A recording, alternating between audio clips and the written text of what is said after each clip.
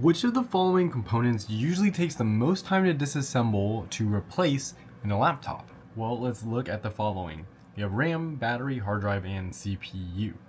So when you have a laptop that you're disassembling, usually that you're going to want to take off the back case first, the bottom part of the laptop. Once you do that, and actually sometimes even you don't have to do that to access the hard drive. Hard drive is usually one of the first things that you'll have access to other than the battery. So hard drive is not really hard to take apart. It does not take the most time at all because it's usually either right there when you take off the back, or you don't even need to take off the back to get it off.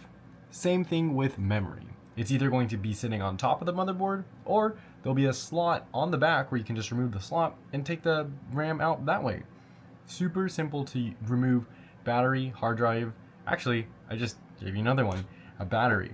So I meant to say RAM and hard drive. Those are super easy to remove, and the battery is super easy to remove. Kind of the same thing. You sometimes in older laptops might not even have to take off the back panel to remove the battery. But if you do, the battery is super easily accessible, and that's because one of the first few things that you should do is actually remove the battery.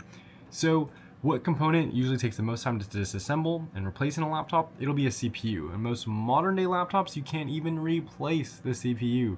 So CPU will be our answer.